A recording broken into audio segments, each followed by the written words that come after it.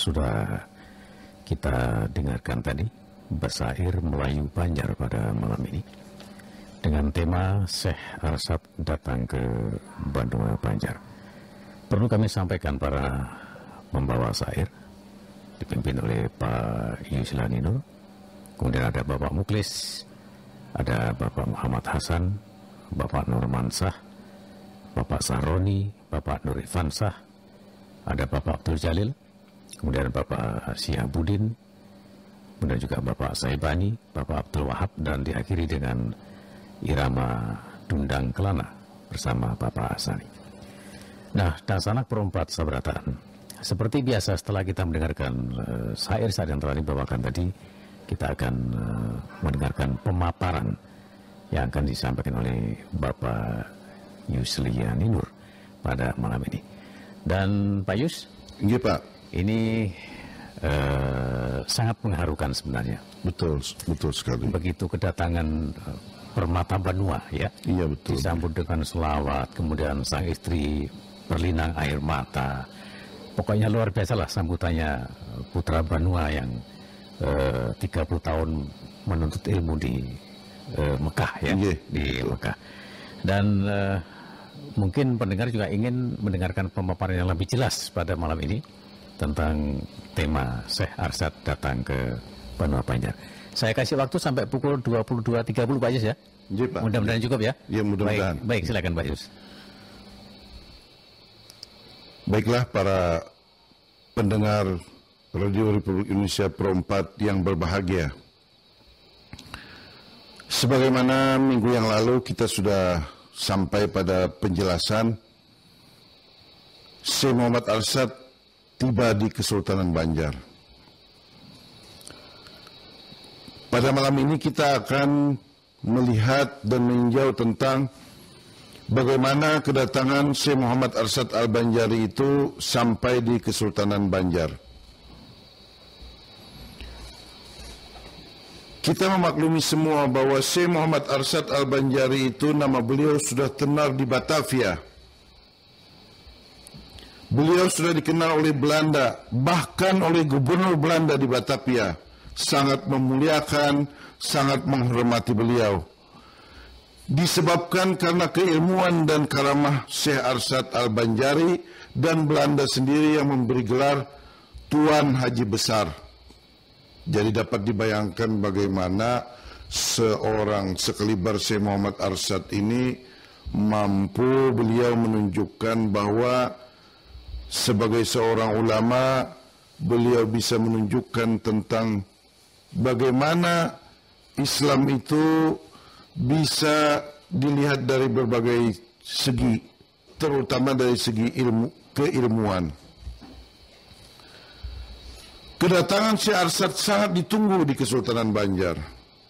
Bahkan sudah tersiar kabar dari pedagang-pedagang yang berdagang ke Banjar. Pedagang-pedagang dari Jawa, dari Sunda Kelapa atau dari Batavia yang lebih dahulu sampai ke Banjar itu sudah menyatakan bahwa itu di Batavia itu sangat ramai. Ada seorang ulama yang sangat dihormati oleh gubernur Belanda di Batavia, yakni Syekh Muhammad Arsad Al-Banjari. Pada waktu itu mereka mengatakan Walanda, ujar orang Banjar, itu sangat menghormati sekali kepada Syekh Muhammad Arsad Al-Banjari. Kabar akan datangnya Syekh Arsad juga sudah sampai kepada Sultan Banjar, yang pada waktu itu sudah berganti dari Sultan Hamidullah kepada Sultan Nata Alam atau Sultan Nata Dilaga. Sultan itu tahu disebabkan karena memang pedagang-pedagang Banjar banyak juga yang berdagang sampai ke Jawa, terutama juga ke Batavia, dan juga bangsawan-bangsawan juga ada yang sudah sampai ke sana. Di samping itu juga Walanda sudah menyampaikan tentang kehebatan Syekh Arsad di Batavia. Jadi orang-orang Belanda yang di Banjar ini sudah juga menyampaikan kepada Sultan Banjar, karena pada waktu itu Sultan Nata Dilaga ini berteman baik dengan Belanda. Jadi orang-orang Belanda yang datang di Martapura itu sudah menyampaikan kepada Sultan bahwa Syekh Arsad sedang menuju ke Martapura atau negeri Banjar dan sangat dihormati oleh gubernur di sana. Karena mengetahui akan datangnya Syekh Muhammad Arsad, maka Sultan itu memerintahkan anak buah Sidin untuk membawa jukung besar ke Muhara Banjar. Sekira-kira wayah ini di sekitar di depan Masjid Raya Sabiral Muhtadin, itu bandarnya, yang sekarang menjadi rame. Itu setiap Sabtu sore ada pasar terapung di situ. Karena memang di zaman Kesultanan Banjar dan di zaman Benteng Tatas di tempat itu adalah pelabuhan yang sangat ramai. Bahkan dijelaskan dalam sehari itu ada ribuan perahu-perahu layar di situ jumlahnya. Kemudian Sultan menitahkan kepada para penggawa, kepada para pegawai untuk menata bandar niaga di Muara Tambangan Kampung Melayu Martapura itu, menata istana sebaik-baiknya. Karena Sultan Banjar sangat senang akan datangnya Syekh Muhammad Arsad Al-Banjari. Sultan sudah tahu tentang kedudukan dan posisi Syekh Arsad, bahwa beliau itu adalah anak angkat Sultan Hamidullah dan orang yang dimuliakan Belanda dengan gelar Sultan Haji Besar. Sultan mengumumkan kepada rakyat akan datangnya ulama besar dari Mekah. Bahkan rakyat mendengar dan menyambut dengan penuh sukacita. Apalagi raja itu melalui penggawanya menggunakan perahu mengumumkan, wahai rakyat Banjar, ini di sungai-sungai ini, wahai rakyat Banjar, berbondong-bondong dan beramai-ramailah kita bersama menyambut kedatangan Syekh Muhammad Arsad Al-Banjari di Bandar Muara Tambangan atau di Pelabuhan Muara Tambangan Martapura. Begitu juga keluarga Syekh Arsad di Lugabang, Istanbul, itu sangat senang, sangat suka.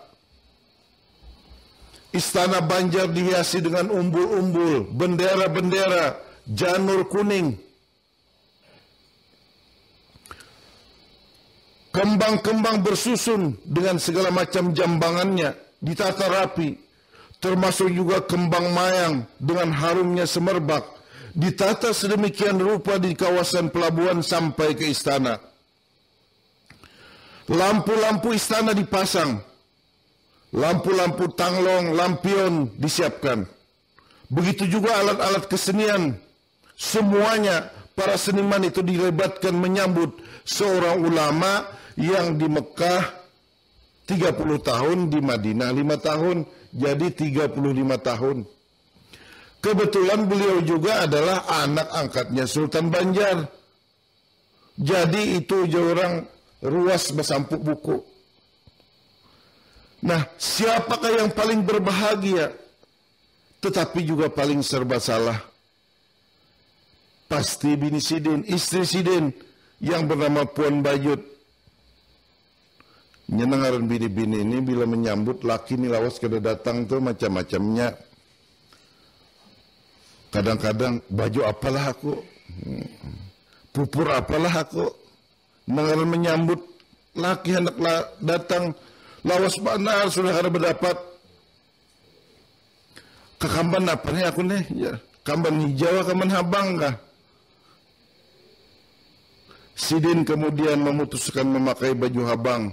Wah, baju habang itu tandanya itu Sidin luar biasa gembira, sangat bahagia dan sangat senang, dan juga supaya nyaman di Pinandui. Itu bang. Badibar-dibar jantung Puan Bajut ni bini Sidin. Takibar semangat Sidin nak kaya apa jua lakiku ini lawas bandar kada datang nih. Lawas bandar kada simtamuan. 35 tahun kada bertamu. Jadi Puan Bajut ini nengaran bini-bini lah. Berpengalaman pulang lalu Sidin bapupur, bagincu, bacalak, berminyak harum, supaya Syekh Muhammad Arsad ini, laki Sidin ini, suami Sidin itu senang menemui Sidin. Memang macam itulah, apalagi lawas kena berdapat. Kapal si Arsad sampai di Muara Banjar. Jadi kapal itu setelah di Batavia, kemudian terus menyeberang Laut Jawa, sampai kemudian di Muara Banjar. Nah, di depan Masjid Raya Sabil Muhtadin sekarang. Lalu Sidin di situ berganti dengan perahu besar yang sudah disiapkan oleh Sultan Banjar. Dan dari Banjarmasin ini, yang sekarang kotanya, kota Banjarmasin, itu Sidin Bajukung sampai ke Kuala Tambangan. Mungkin Sidin singgah Jopang, satu mat di Lok Baintan situ, Marasai Soto, barang mungkin di situ. Kannya pasar di Lok Baintan itu.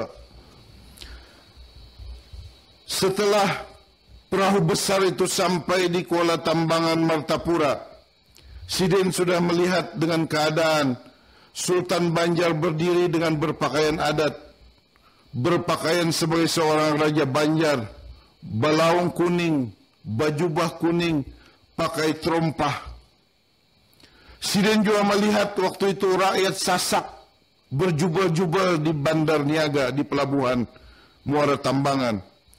Semua ingin menyaksikan, semua ingin memandang, semua ingin menyambut ulama besar yang sudah 35 tahun di negeri Mekah dan Madinah. Pada waktu itu para menteri bersusun rapi, berbaris-baris, sah bandar di hadapan, kemudian panglima berdiri dengan tegapnya. Prajurit-prajurit juga siap siaga.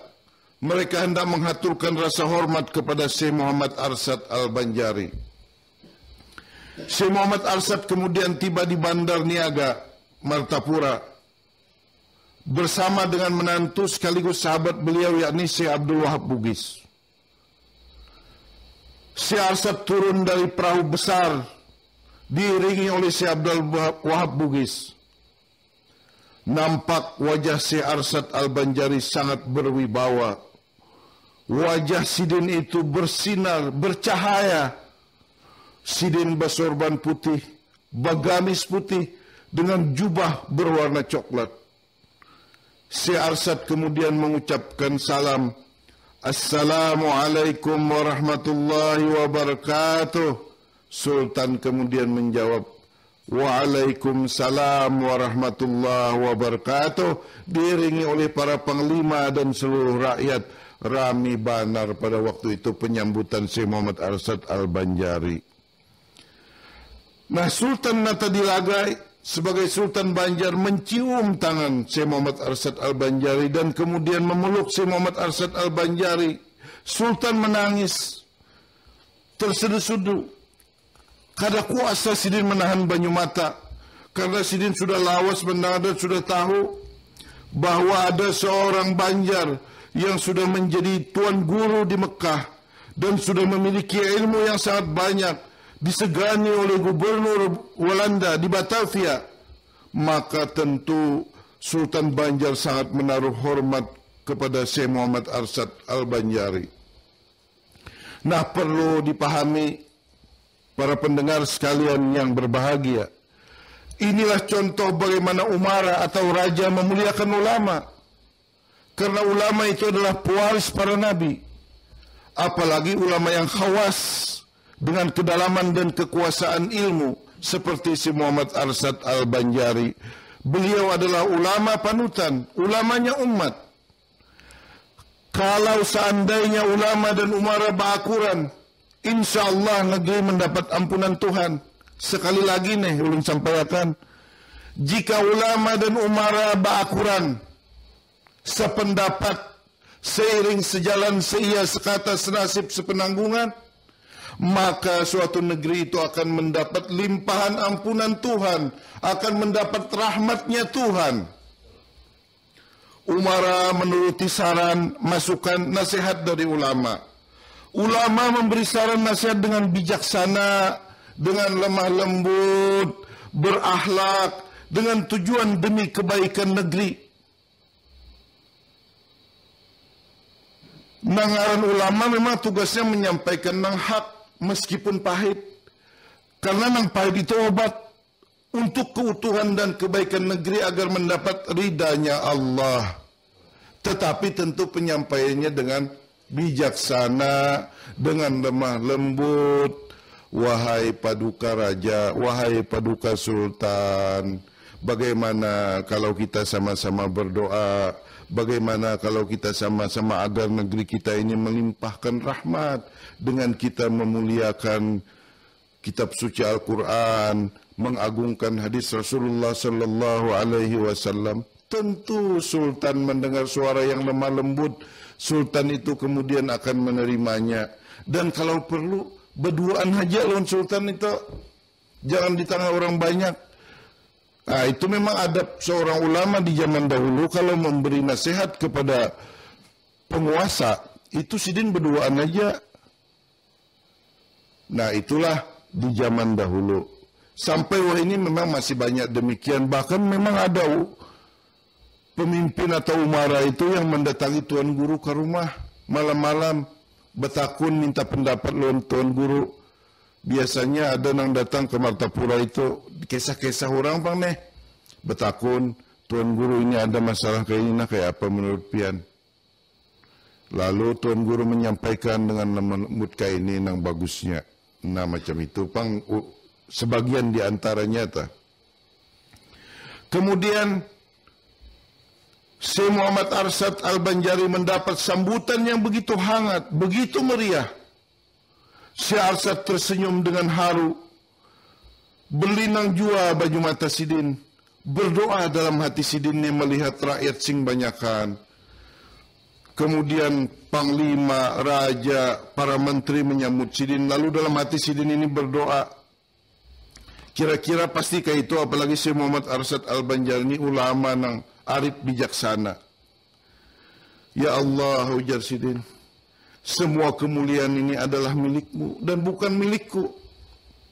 Maka muliakanlah Kesultanan Banjar ini ya Allah.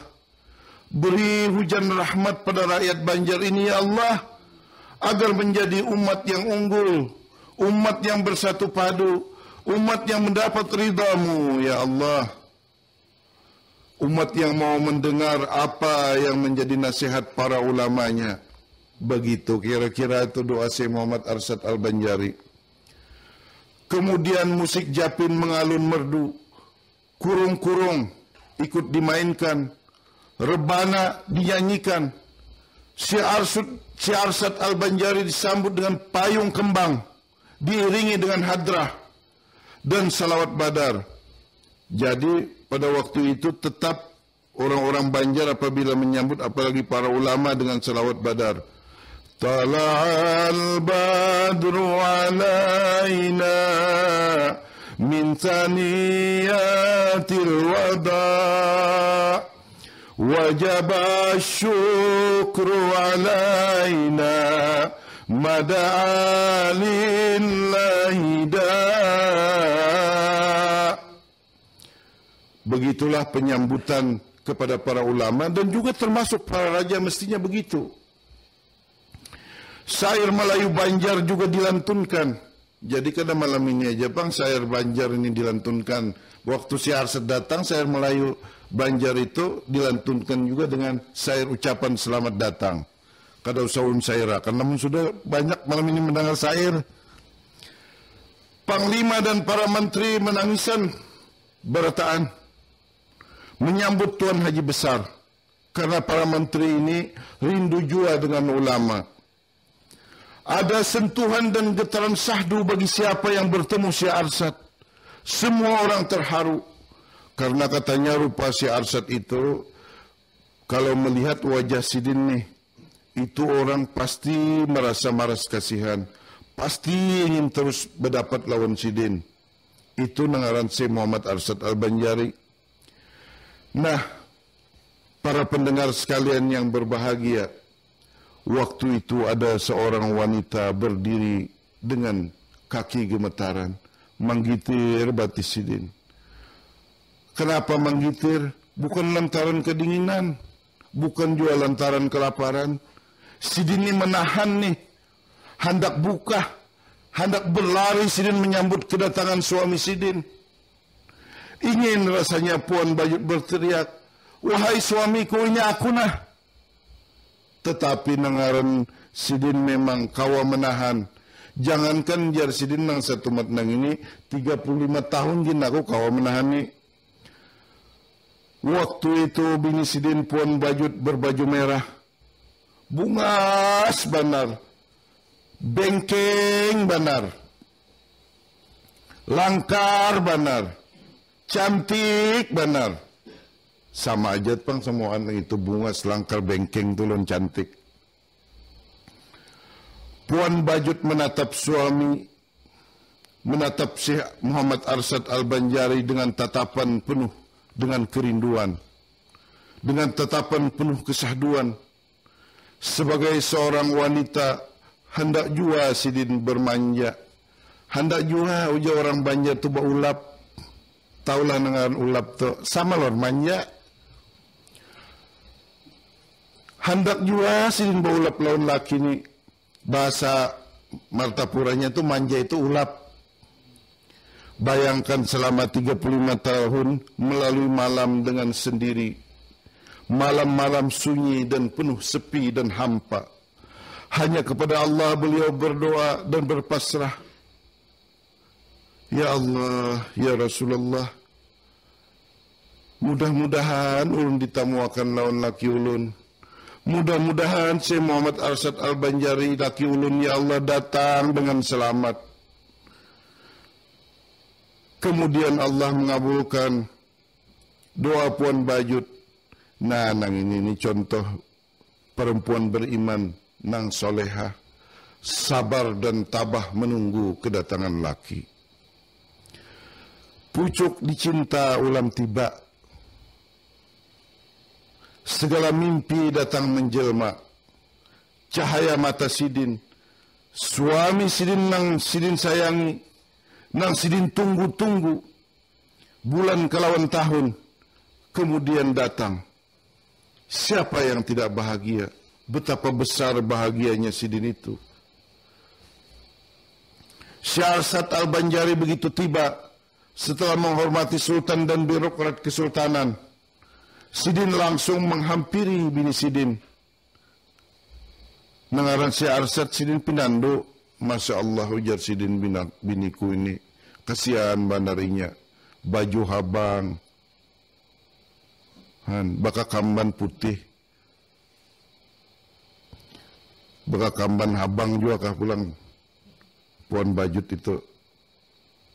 Sidin menangis sejadi-jadinya. Syekh Arsyad juga belinang banyu mata sidin.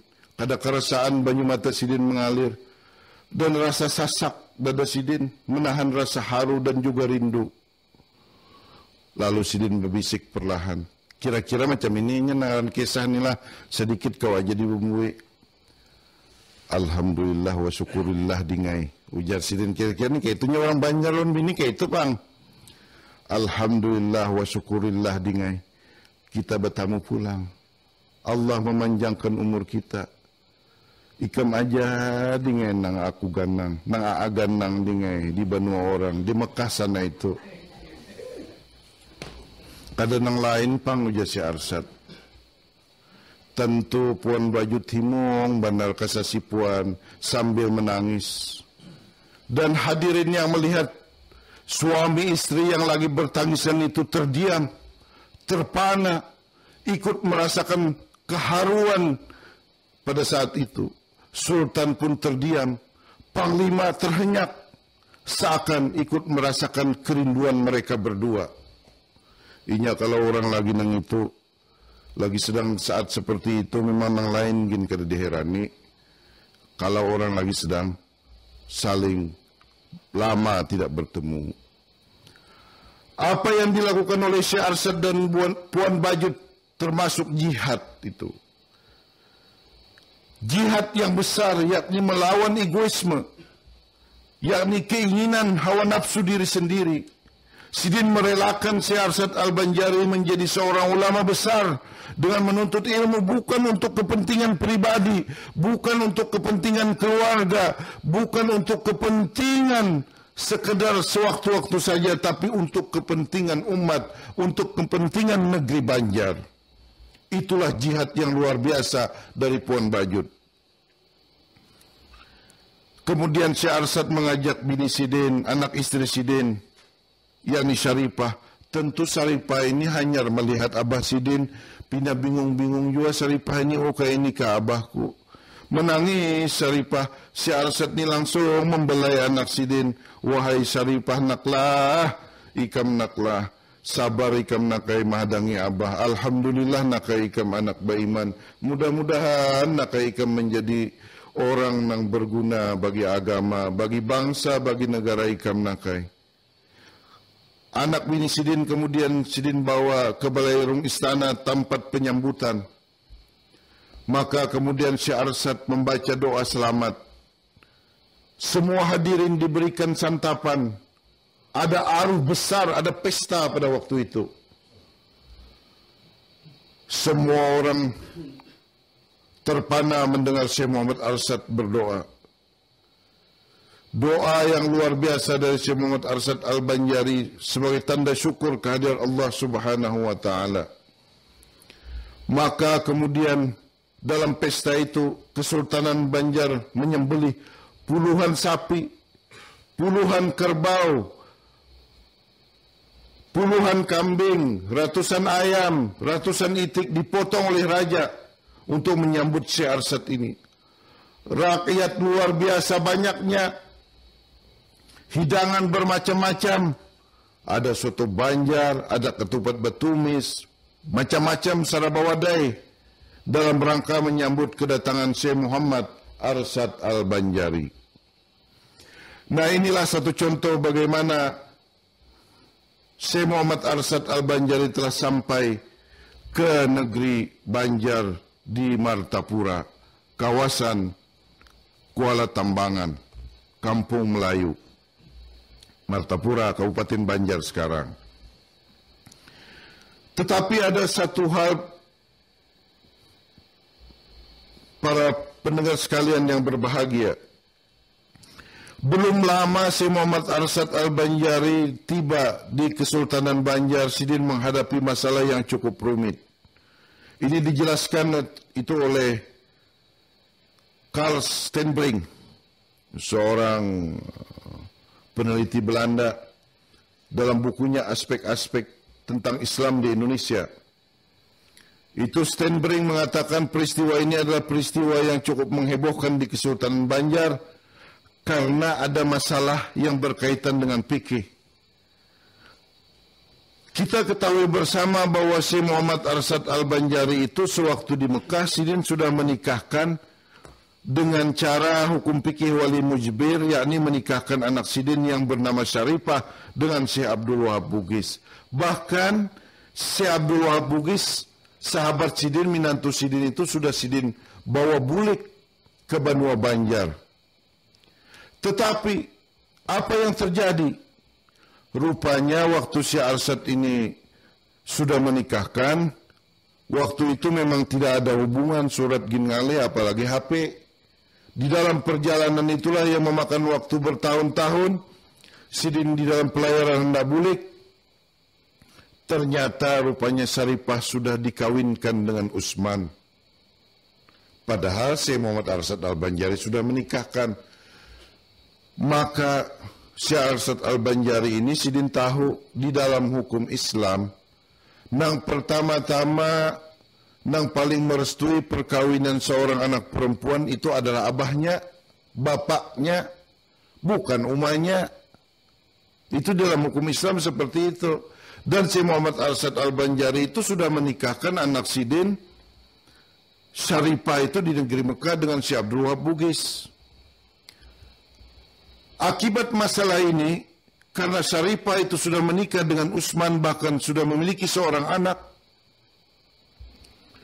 pernikahannya itu di Lukgabang, di kawasan Istanbul, maka kemudian Syekh Muhammad Arsad Al-Banjari melakukan sebuah hitungan dengan sistem falakiyah.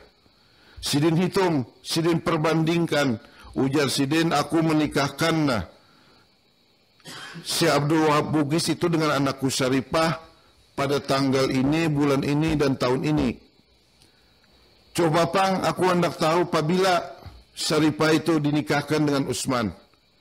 Lalu kemudian ada kompilasi, ada perbandingan waktu, dan ternyata yang lebih dahulu ternyata adalah perkawinan di negeri Mekah. Maka oleh Syekh Arsad ditakuniai, wahai Syarifah, wahai Utsman, kayak apa ini nak? Abah ni nak kayak juga secara bangalih. Karena berdasarkan hukum agama dan hukum fikih, nakai ikam ni harus berpisah pang lawan Utsman. Kayak apa ikam Utsman? Nangaran orang zaman bahari patuh lawan kuitan dan patuh dengan ulama.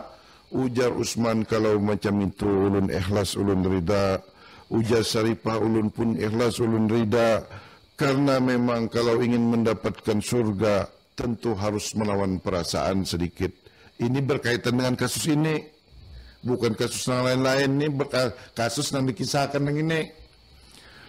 Nah kemudian si Abdul Wahab Bugis ditakuni pulang. Wahai si Abdul Wahab Bugis, ikam masih handaklah lo anakku nih. Karena anakku nang ini sudah bayi si anak aku sudah bercucu sekalinya mendatang nih. Kayak apa ikam? Nangaran si Abdul Wahab Bugis ini sidin tahu bahwa Sidin ini sebagai seorang ulama dan Syarifah itu anak ulama. Jadi Sidin tahu juga bibit unggul yang ini kan. Ujar si Abdul Wahab Bugis, kenapa Pak? Aku ikhlas saja. Karena nangaran nang ini ngarannya takdir. Si Abdul Wahab Bugis bersedia juga. Maka kemudian disandingkanlah mereka dan dikawinkan. Meskipun tentu saja Syarifah berpisah dengan Utsman, tapi perpisahan itu pun juga karena Allah dan karena menaati hukum Islam. Maka kemudian selesai sudah masalah itu. Syekh Arsad kemudian, karena beliau ini adalah anak angkat daripada Sultan Banjar, termasuk golongan setia bangsawan. Pada waktu itu setiap bangsawan Banjar itu diberikan tanah lungguh. Tanah lungguh itu adalah tanah yang sengaja diberikan oleh raja kepada bubuhan raja-raja. Kalau di Jawa itu tanah perdikan. Kalau di Jawa. Nah tanah itu letaknya di kawasan dalam pagar. Jadi mulai sekitar setelah Pasayangan, itu ada sedikit kampung Melayu, nah ada masuk dalam pagar, terus sampai ke Kalampayan. Luas mana itu, termasuk akar bergantung, Tangkas. Itu adalah tanah lungguh yang diberikan oleh Sultan Natadilaga kepada Syekh Muhammad Arsad Al-Banjari. Tepat di dalam pagar itulah dibangun Sidin Pusat Pendidikan. Nah, berkaitan dengan hal ini,